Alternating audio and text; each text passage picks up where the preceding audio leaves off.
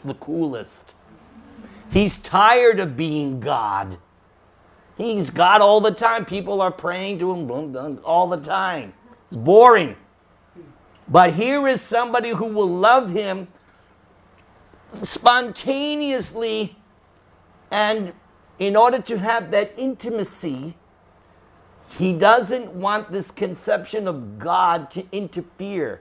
He wants to enjoy the intimacy. He's playing a role that he is the son of Yashoda. And in order for that to happen, she can't have any conception that Krishna is God. But he is. That's the mystery. Okay, questions? Any question on anything? Yes, sir. When Balaram accused Krishna of eating clay and earth, and whether Yashoda questioned him about it, still 5 years old, why did he reveal to her then that he was God? The only answer I can give, it seems like every once in a while he wants to put a whammy on her. Like, check this out. All right, it's like, wow. Now, she doesn't, she like almost thinks, but then immediately, so there's this thing called Yoga Maya. We are in Mahamaya, illusion. We're an illusion in the material world, thinking I'm Italian, I'm this, I'm that, but that's not who we are. We're also playing roles, male, female. Next time, I might be a woman. Like I know an astrologer told somebody, oh, you two, you've been married 5 times. Each time you change roles. Yeah. So we're also playing roles. So Krishna, in all this, sometimes wants to show Yashoda, guess what? And then immediately Yoga Maya takes over and she no, he's just my son. So it appears, that's the only explanation I can give. He just wants to, because Krishna is always doing these amazing things. Like tomorrow, we're going to be appreciating Krishna lifting Govardhan Hill. So at one moment, he displays something that's impossible for an ordinary person. And then in the next moment, it's like, yeah, but he's just Krishna. Like even Krishna's father, in that incident, everybody's telling him, you know what? Your son is God. And Nanda Maharaj goes, he may be whatever he is, but he's my son, and I've got to bring him up properly. So the Yoga Maya comes in and out, and even though they see something, at the next moment, they get covered over, they forget what they just saw, so to speak, and they go back to that spontaneous, loving emotion. So when she saw every single universe, every single atom, every single demigod, every single mountain, water, fire, and all the elements. And herself. Is that then, since it was inside him, is the material creation his internal potency? Well, that whole thing, that whole incident is definitely a display of his internal potency. But if it's the material universe is material, but he can display it any way he likes. So it's happening by the spiritual potency, but the actual display, if it's the material energy, it's the material energy. So is like the spiritual world his external energy? No, the spiritual world is his internal energy. The spiritual world, I don't think it was said that she saw the spiritual world. No, she saw the material cosmic manifestation. So since that was inside his body, is his external energy, I was thinking then the spiritual world. Because she saw inside him, then is the spiritual world outside of that, conceptually. Yeah, it is. The spiritual, yes, but, okay, the spiritual manifestation exists, and the material manifestation is a perverted reflection. Sometimes in the Bhagavatam, it's explained that the material manifestation is like a dream. So, now keep in mind, Krishna in Vrindavan, that's actually the spiritual world. What's happening, that whole Vrindavan, that's actually the spiritual world manifesting on earth. Like right now, Krishna's pastimes are happening in India, in Vrindavan, but we can't see them. Why? We don't have the access codes. But when you have love of God, you'll be able to see it. Does that make any sense to you? Yeah, so it's like a higher dimension. People go to Vrindavan and they go, well, this is a filthy place. But if you were on that level of pure devotion for God, you would not see that. You would see, because it's like a veil. The material world is covering the reality, so to speak. So, you know, Yashoda's in the spirit, she's in Yogamaya, she's in the spiritual world on earth, but she saw a manifestation of herself in Krishna. Okay? That's the best I can do. Other questions on any topic? I have a question about dreams. I've heard that if you dream of like Krishna or one of the appearances of Krishna or anything from the spiritual world, like it's more than just a dream. That's right. It's good. Latch onto those. Keep on dreaming. I don't have dreams like you're more fortunate than me. Although I do sometimes have dreams of devotees and I'm preaching or eating prasadam, but sometimes I don't have nice dreams. So you're very fortunate. Go on with your dreams. Yes. More questions?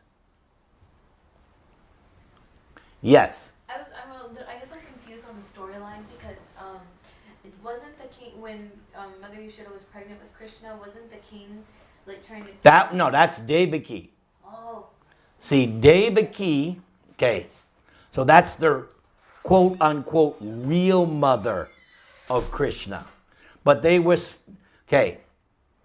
Krishna is in the womb of Devaki and Vasudeva. They're there in Kamsa's prison. Krishna appears first as four-handed Narayan. Then Vasudeva and Devaki pray to him and he goes, okay, I'm going to change into an ordinary human baby and you bring me to Yashoda. She just gave birth to a girl. Switch me. So Yashoda didn't know.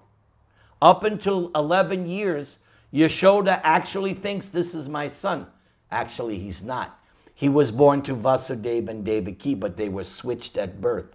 Yashoda, when she gave birth, as soon as she gave birth, she fell asleep. So she didn't remember if she gave birth to a boy or a girl. So when she woke up, she saw a girl. The boy. She saw Krishna. So she thought, oh, but actually she gave birth to a girl.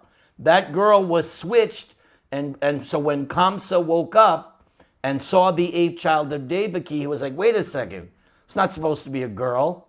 And then he tried to kill the girl, and the girl went up into the sky and said, you idiot, you rascal, the child you're looking for is already born somewhere else. Because it was Durga. She went away. So the babies were switched. So Yashoda thinks that Krishna is hers. But later, 11 years later, when Krishna kills Kamsa, then it's all revealed. Then Yashoda finds out, oh, he's not really my son? Yeah, he's the son of Vasudeva and Devaki.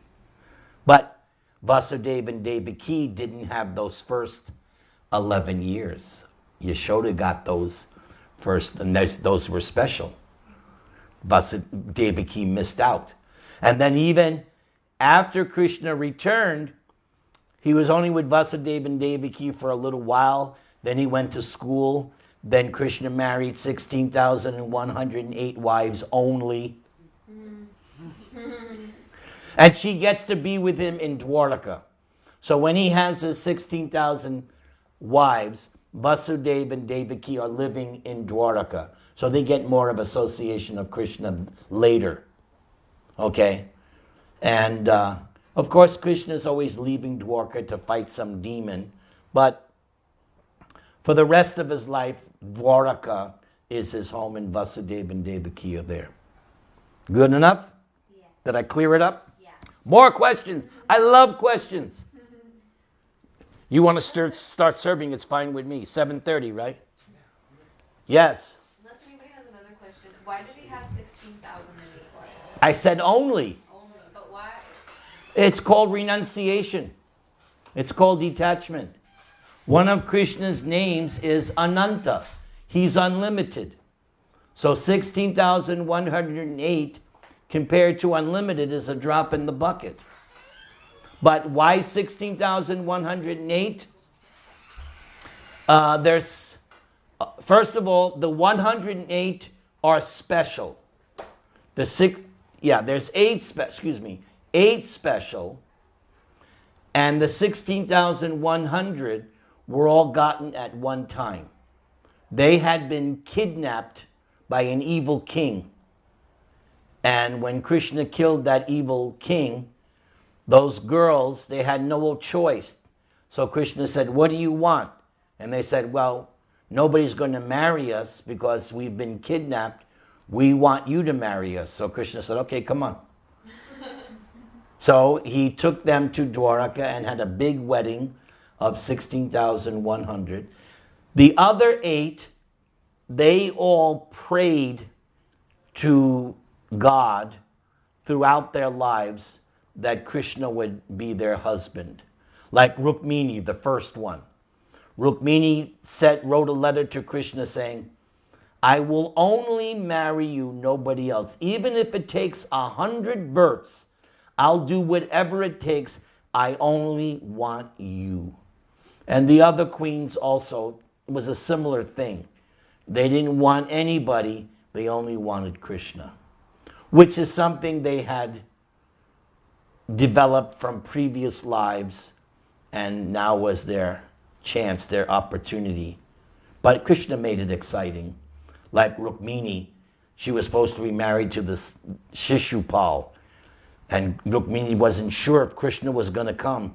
And just at the last second, Krishna comes on the chariot, takes her away. See, Krishna makes it exciting. He's the coolest. Krishna is the coolest. More questions? Anything? Anything? We're good? All right. Bring on the food. I think they're making it up right now. Oh. Okay, you got a question. What is the relation between Lord Ram and Lord Krishna? So Ram is, like I was been saying, Krishna's cool. So he can clone himself. So Ram is Krishna, but in a different form. And he has his own devotees, his own planet. And it's a different mood. Krishna's mood is spontaneous. And Krishna in Vrindavan, it's rural, it's cows in the forest and the river Yamuna. Whereas Ram, he's the king of kings. And Ram exhibits the perfect son, the perfect husband, the perfect king.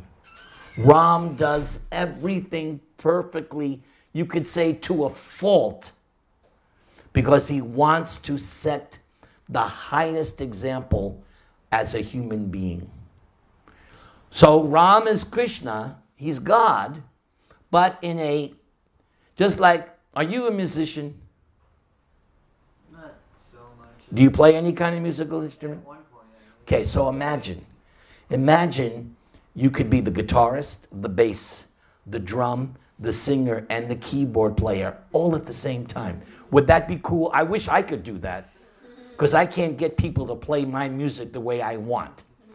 All right, so if I could be Krishna, then I would play guitar, then another me would be singing, another me would be playing drums, another me, that's God.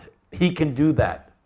Like when he married the 16,000 wives, it's not that each wife had to wait 16,108 nights to be with Krishna. Krishna expanded himself. During the day, there was one Krishna. Then at the end of the day, the one Krishna would enter the area where all the palaces were, and then one Krishna would become 16,108 108 Krishnas. And each wife would have their own Krishna at night. And once Narada Muni came to see Krishna, so he wanted to see, because Narada Muni, he's like a mystic yogi. So mystic yogis can expand 8 or 9 times. But those expansions can only do the same thing. Whereas when Narada saw Krishna, he went to the first palace. Krishna was on the bed and Rukmini was fanning him. Okay, he left that palace. What was Krishna doing in the next palace? Riding a horse. Then he went to the next palace. Krishna was eating. Then he went to the next palace. Every palace that Narada went to, Krishna was doing a different thing. And Narada said, now that's God. This is cool. He can do 16,108 different things at the same time. You have a question? Yeah, so did these 16,000 Christians have intimate relations with all these wives, and did he father any children? Yes. He had 10 sons with each wife and 1 daughter with each wife. That's explained in the Srimad Bhagavatam. So his family, and each of those sons had 10 sons. So Krishna's Yadu dynasty was quite extensive. So you think that there are like living, breathing Descendants? walking around that are direct descendants of Krishna? You know, this is a topic that there seems to be some difference of opinion. Because it is said that Krishna's family at the end annihilated each other. It was Krishna's plan. But there was one descendant, Vrudra, who lived. So are there any descendants of Vrudra? That's possible. It's possible. Do you know anything about? No. There's anyway, as I said, there's difference, but there's no, it would be really, really difficult to prove that you are anyone would, hey, I'm a descendant of Krishna, man, back off, okay? Yeah, it would be really hard to, there might be, but how are you going to prove it? I'm saying there might be. More questions. I love questions. You want to just explain why, how they had the war? How they... Well, I will give the reason why. So after the battle of Kurukshetra, when Krishna spoke Bhagavad Gita, the reason Krishna came is because Mother Earth was distraught. And she was distraught because of the unnecessary military industrial complex that was there because of Kamsa. So Mother Earth went to Lord Brahma and said, she had tears in her eyes and said, please, I'm overburdened by all these demons. So Brahma went to the ocean of milk. That was one of the pictures you were looking at. And Krishna sent a text message to Brahma in his heart. Mm-hmm. And Krishna said, all you demigods, expand yourself and take birth in human forms in this Yadu dynasty, because I'm coming and I'm going to settle all accounts. You know, in the Godfather series, there's that one line. Tonight we settle all accounts with the Corleone family. So Krishna accepted the prayers of Brahma and the demigods, and he said, I'm going to take care of all the demons. So the demigods took birth, they expanded themselves, and took birth in the Yadu dynasty. So after the battle of Kurukshetra, practically speaking, all the demons were taken care of. And Lord Brahma actually came to Dwaraka and said, Krishna, you did exactly what we asked you to do. You've been on earth for 125 years. You can go back now. You did our job. Thank you. You can return home. Krishna said, well, there's only one thing left I got to do. My family. Because if I leave and they're on the planet, they're going to be too puffed up. And they will become another burden for the earth, because I'm here, I can check them. But if I'm gone, they have Krishna's powers. So they're all powerful. That Krishna's descendants, they have his powers. So when you got power, generally you flex it. So Krishna was concerned that if I go and they're here, who's going to check them? Who's going to keep them? So Krishna said, okay, before I go, they're all going. So there was an incident where they got cursed. And so Krishna told them, okay, we've been cursed by the Brahmins. We have to go to this holy place and we have to purify ourselves of the curse. But in the sacrifice, they all drank this liquor that was produced from the sacrifice. So when they took the liquor, they all became intoxicated. And after being intoxicated, they started joking. You know what? You're this. Oh, really? Well, you're this. And then it started off being playful, but then it started getting nasty. So then they started fighting. And they picked up these reeds. And when they picked up the reeds, they turned into iron sticks. And they started killing each other. They even tried, please eat, don't worry about me. I want you to eat. You'll come up with more questions.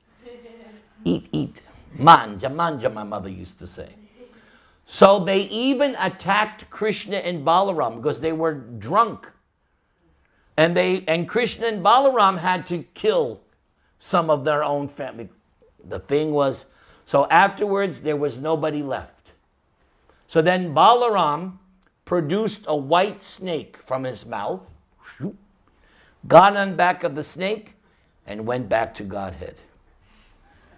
Then Krishna, after everybody's dead, Krishna sits under a tree, and Krishna's feet, they're reddish. And there was a hunter, and the hunter was shooting, looking for deer, and he thought that Krishna's feet was a deer. So he shot the arrow, and it went into Krishna's foot. But Krishna did not go owie. It was nothing to Krishna. You can't hurt Krishna. The hunter came and because the hunter knew about Krishna. He had love for Krishna. He didn't know that he had shot. So the hunter was very, very, oh, Krishna, I'm very sorry I've committed. Krishna said, no problem. This is all my plan. And then the hunter was assumed up into the spiritual sky. Pretty cool, huh? Is Krishna cool or what? You shoot him in the foot. He goes, no problem. You come to my abode. This is my Krishna. So then Krishna sits down and he begins to meditate on himself and he begins to ascend. And he's ascending and ascending, and he goes throughout the whole universe. And he had told Lord Brahma back in Dwarka, when I'm on my way back, I'll pay you a visit. So Krishna went to see Brahma, and then he went back to his abode. Everything ends happily ever after. How's the food? Come on, eat, man. Eat. So one day you'll be sitting here and you'll be, it all begins with the food. More questions? Yes? You were staring at me, so I was just... No, I don't want to. Can you expound on God as a person? Yes, I love that question. This is a delicious question. So God is a person. So we learn from the Srimad Bhagavatam very early the definition of the absolute truth. The definition of the absolute truth is beyond the conception of God. Because the absolute truth means everything. So this verse in the Srimad Bhagavatam, explains that the absolute truth is one, but it has three features. So the first realization of God is the impersonal, all-pervasive energy. Then the more advanced realization of the absolute truth is that God is in everybody's heart. Now, I'm not saying this to be puffed up, but I, at the age of 5, knew that God was in my heart. Nobody taught me that. But I distinctly remember sitting on the steps of my house at the age of 5, and I just knew God is in my heart. So that's the second advanced stage of God, realizing that God is in everyone's heart. Then the ultimate realization of God is that he is a unique, individual person. But when you say person, you don't mean a guy that's like 5'10", with the heart and organs, and goes to the bathroom and has to brush his teeth. And He has a spiritual body with hands, a face. but he doesn't have to do the things that we do, right? Like eat and go to the bathroom and He eats. shower. He eats. He gets a bath every day. So, are you from the Christian background? I'm from the everything background. Okay, that's fine. Well, in the Christian Bible, there's a phrase, man is made out of the image and likeness of God. So this ultimate form of God, Krishna, is a human-like form. How big is it? That information is not given. He looks like a 16-year-old youth.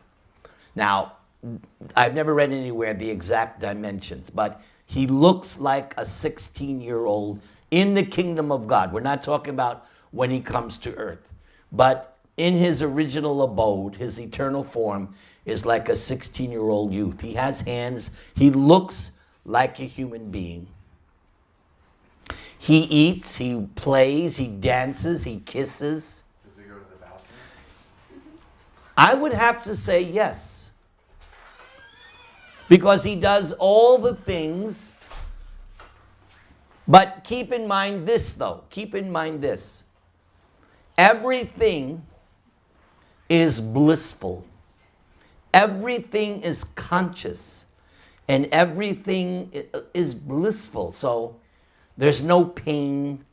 There's no anxiety. So even he goes to the bathroom, he's enjoying it. I mean, I told the story when he comes to earth as a child, he was urinating in the neighbors' houses. So yes, I would have to say he does everything. He eats, he kisses, he plays a flute, he does everything. I have a second part to this question. You can have as many parts as you like. I love your question. I know that when you're a Krishna devotee, you're not supposed to have illicit sex Mm-hmm. unless it's for procreation. Mhm. When you're married, you're not supposed to eat meat or use intoxicants. Let's say you slipped on one of these and you were Yeah. performing one of these acts that you're not supposed to. If you actually thought about Krishna the entire time you were doing it and sort of like dedicated your mistake in a way, I don't know if dedicated to mistake's the right word, but if you just kind of said like, let's say somebody was backsliding and they were drinking some alcohol, and they said something like, well, I'm weak in the flesh, but here's to you, Krishna. He gets credit for that. But here, two things happen. At least he gets credit for remembering Krishna. So that's a positive. But you're still going to get the reaction, both on the physical end, because drinking and, these things have a negative effect on the body. So that's still going to happen. And Prabhupada said one time, 1 time, you're excused. 2 times, you're excused. 3 times, you're excused. But if something becomes a habit, and if Krishna really cares about you, he'll arrange things in such a way that you learn your lesson. Well, because like for me,